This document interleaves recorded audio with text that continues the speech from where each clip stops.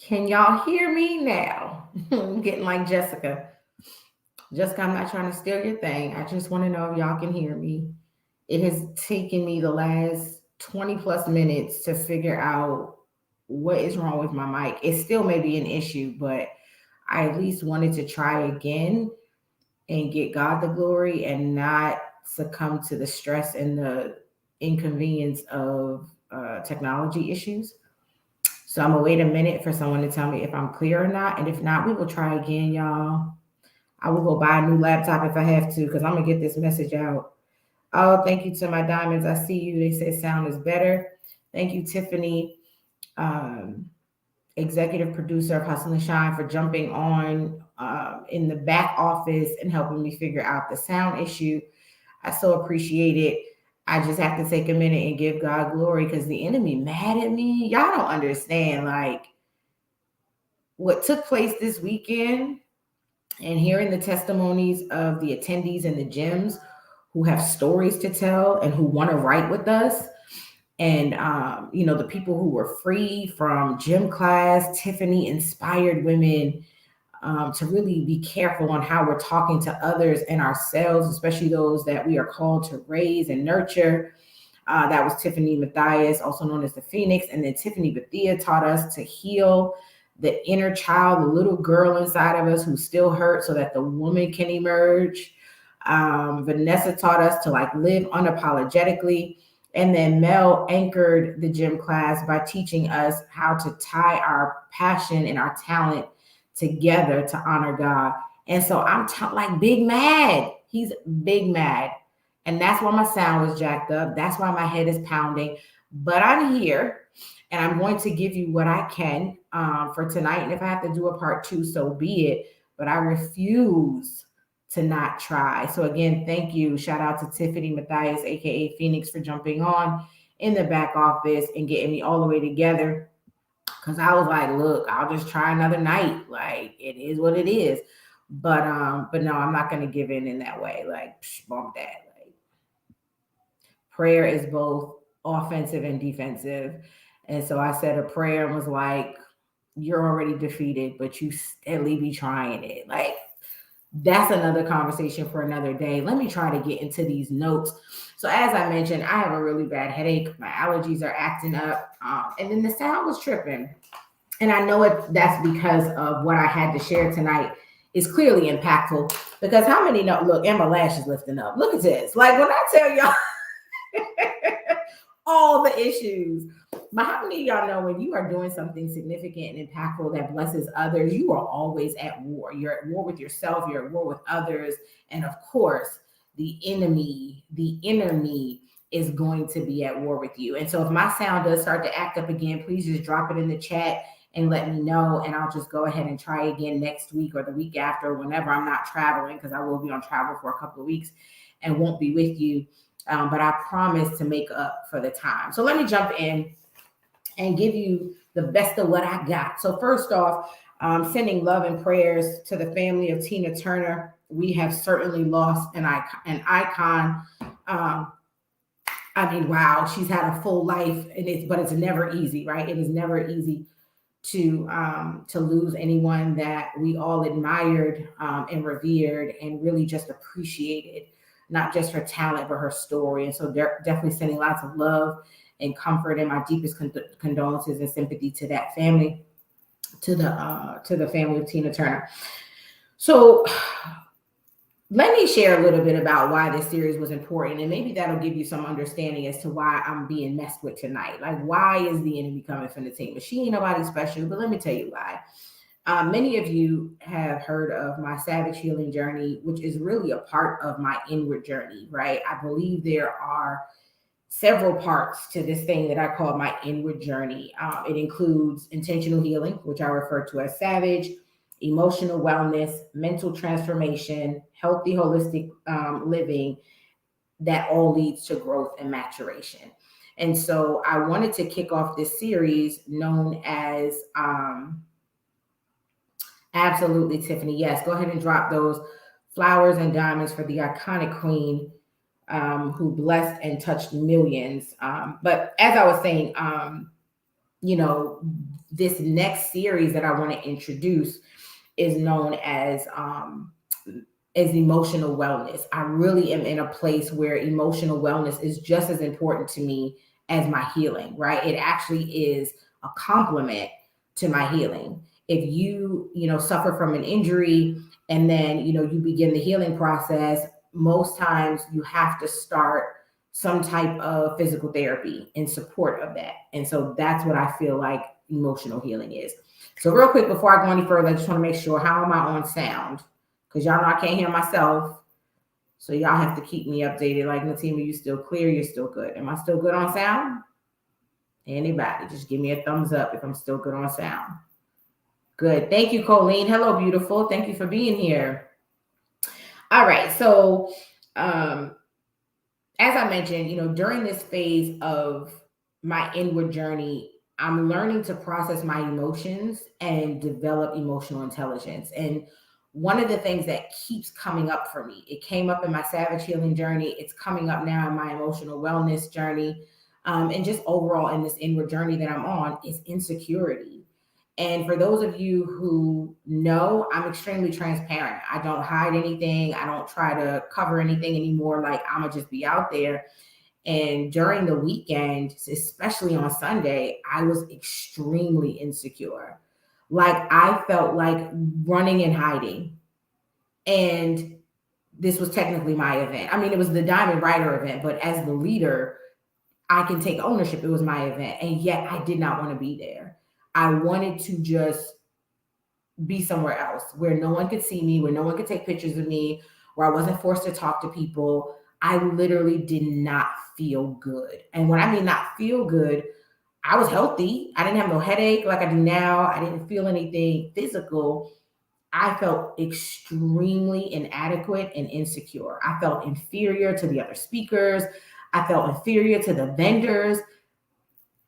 Just an emotional attack, right? And so that's how real insecurity is for me. And I want you to know that if you struggle with it now, or you used to struggle with it in the past, or maybe you don't think you struggle with it, you probably do or have. And that's what I want to kind of talk about first.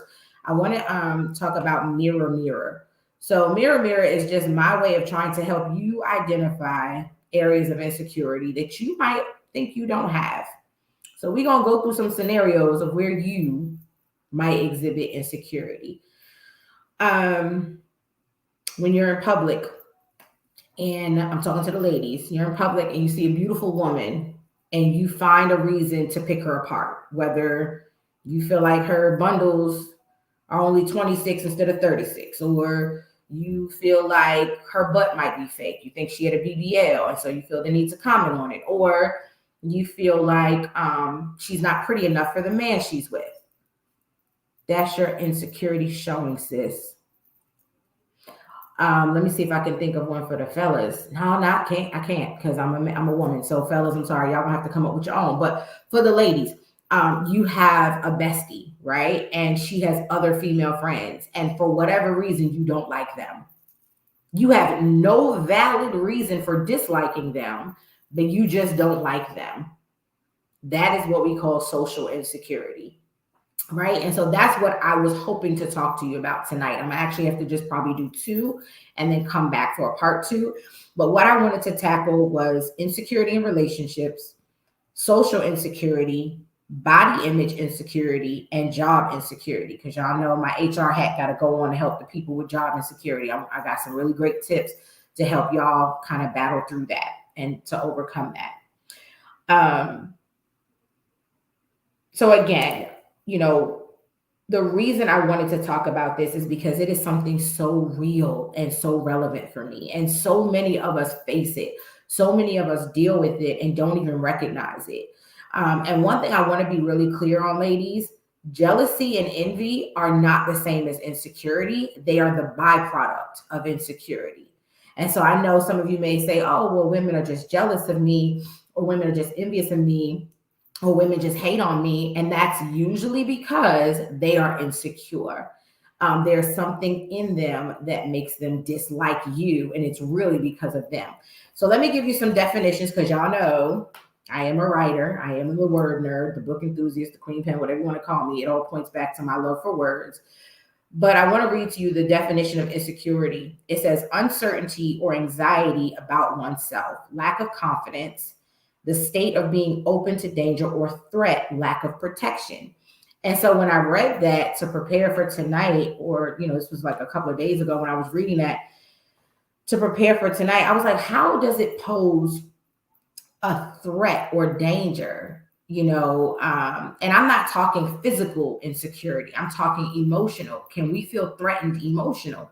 And so one of the things I realized in my study is that outwardly, when we feel insecure, we become defensive, we lash out, we become combative, we belittle the source or the perceived threat by making them feel less than so that we feel a little bit better. And that only lasts for a moment, right?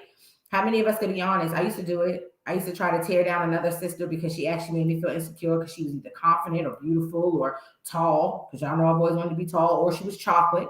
Y'all know I've always wanted to be darker. And so I would get around women like that and all of a sudden attack them. And they didn't do anything to me, but simply because I felt insecure in that moment, it made me feel a little bit better to attack them.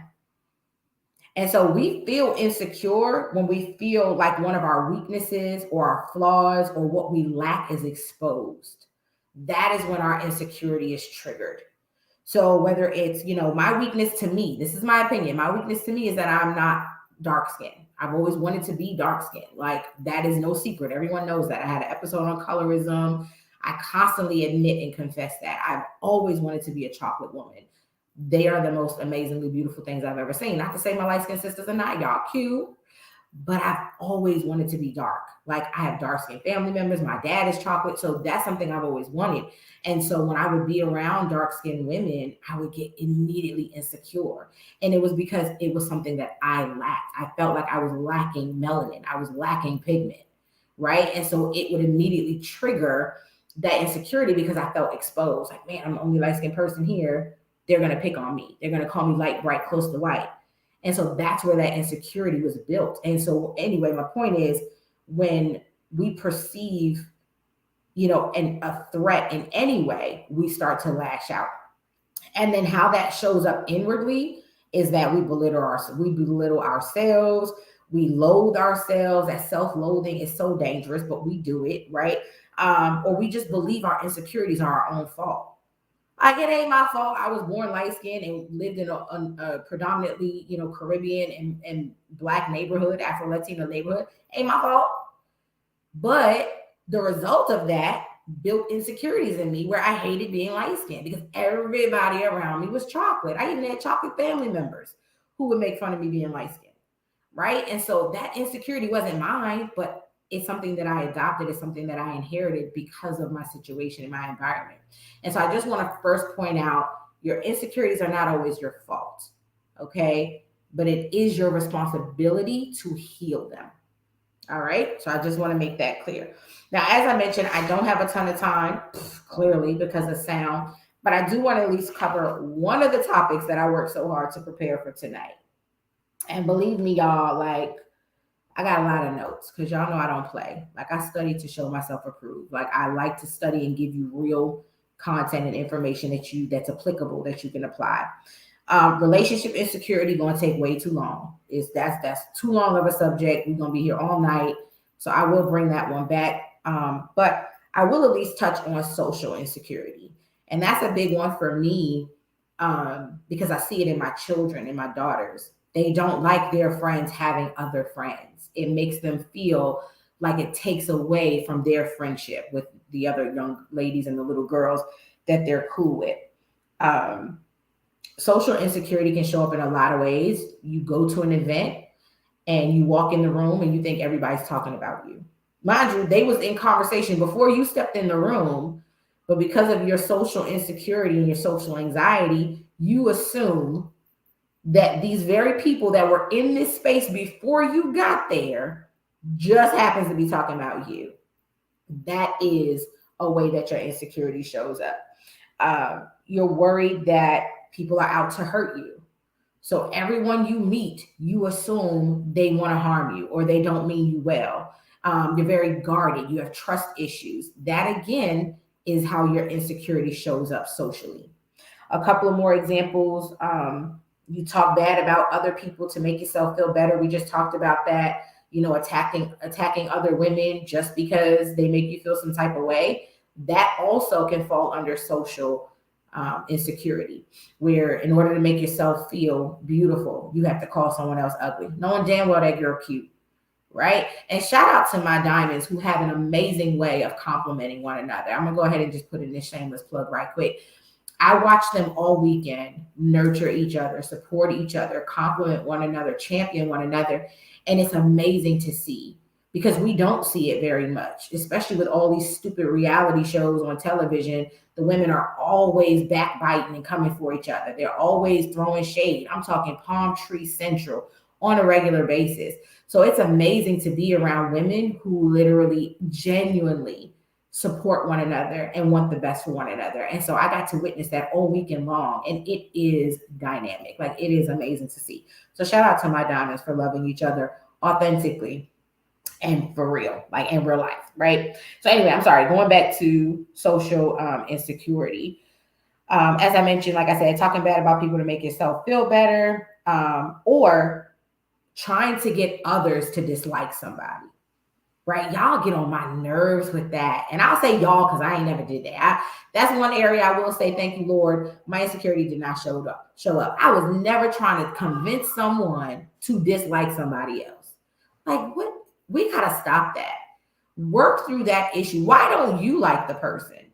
Because you could actually be missing out on a super dope connection because of your insecurity. You feel threatened by this young lady when really she could be somebody to bless your life. She could be somebody to partner with you. She could bring you to another level in life. She could introduce you to your husband. Girl, y'all better make better friends. Y'all better do better at making friends because you just don't know what that woman holds. You don't know what she has for you, but you're so insecure. You don't want to connect with her, and then you don't want to let other people connect with her. That's poor. That's like poor esteem. That's poor. That's a lot of things poor. Okay, poor mentality, poor habits, poor social skills. All of that just falls under the window of poor, under the umbrella of poor. And so think about that. The next time you're trying to convince someone to dislike somebody, ask yourself why you don't even like them. Do you have a valid reason for disliking someone? So I just wanted to put that out there. I'm sorry, y'all. My daughter getting her hair braided and coming in here to show me her hair. The other thing I want to say that falls under social insecurity, and it actually could fall under both social insecurity and relationship insecurity. But y'all women out here doing these appreciation posts, like these self-appreciation posts. Let me let you know that ego is the cousin of insecurity. You boosting your ego socially is really the biggest red flag that I don't believe any of this that I just said about myself. Because if you did feel that way about you, you don't have to be the one to brag about it. I don't never see Tiffany, the Phoenix is one of the dopest women ever. She's resilient. She perseveres better than anyone I know. She sets a goal and chases that thing until she tackles it. She stalks her goals, okay? She ain't out here telling the world that that's what she do and that's who she is. She lives as who she is. She shows up for the world every day as herself, and the rest of us brag about her. So those appreciation posts and self-love posts, y'all are confusing self-love with self-centeredness. Okay? My good friend Tiffany Bethia was here this weekend. Shout out to her and Save Black Girl podcast. But we had a really great conversation about the blurred line between self-love and self-centeredness. Like, if your self-love forces you to disrespect someone, that's not self-love. You're self-centered. Okay? And that's what a lot of these posts are. That's not self-love. That's it's all about you. And so really think it, because there's a fine line.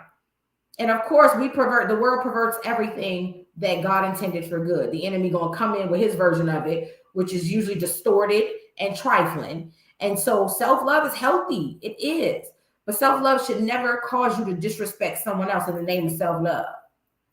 Have boundaries. When you have boundaries in place, you ain't got to disrespect nobody. You can love yourself without being disrespectful to somebody else. Let that marinate. Okay. That was free. That was free. So again, these self-appreciation posts and the I love myself posts and I'm half naked and you know what I'm saying I'm loving on me. No, you're not. No, you're not. That's not what you're doing. No, not at all. That's not what you're doing. And let me just say this: insecurity breeds low self-esteem. They go hand in hand. When you're insecure, you likely have low self-esteem. When you're insecure, you likely have a negative self-image. When you are insecure, you usually have trust issues. Okay. And you usually have anxiety. And how do I know this? Because she be insecure. I still battle insecurity to this day. I just shared an example of when I did on Sunday at my own event. I wanted to run and hide and nobody see me because I didn't feel beautiful. I didn't feel smart. I felt like an imposter. I felt like I didn't deserve to be celebrated. My diamonds had given me this beautiful award and I literally felt like I didn't deserve it. Like my insecurity couldn't even allow me to be in the moment and enjoy the fruit of my labor. I was looking out at a room of my harvest. That was my harvest. I did that work. I planted those seeds and I couldn't even enjoy it because insecurity was like, you're not good enough. You don't deserve this. This ain't for you. You're fake. You're phony. You're not real. You're an imposter. You didn't do all of this.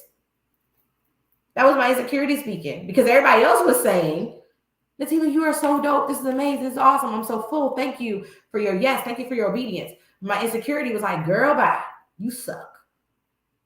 And so when I tell you, I recognize the things I just ran off and listed off because I'm struggling with them to this day. And so as I'm getting help for me, I want to give you some help too.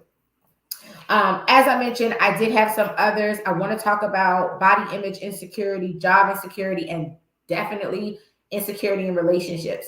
It's already 9 o'clock, so clearly I do have to end the show. I told y'all I'm doing everything with intention and gratitude, and I'm grateful for rest, y'all. I'm grateful to be able to get off this podcast at 9 o'clock on a Wednesday night and go to bed. So I am not going to push myself. I could go another half hour and just keep y'all till 9:30, but then I'm crossing my own boundaries. I've set boundaries for myself for self-care, and that is you got till 9 o'clock on Wednesdays. I am not going to push this show, but I pray that you'll come back and get more from me. I literally have pages and pages of notes because y'all know I study. I love to feed you with words and the word and with information. And so I hope what I was able to share in this very short time was helpful. I hope it begins to open your mind and get you thinking about insecurity and identifying where it's popping up and showing up in your life. And I promise to come back with part 2 on my next Wednesday wind down and give you the rest of these points that I have. But until then, continue to hustle and shine. Good night, y'all. I'm going to bed.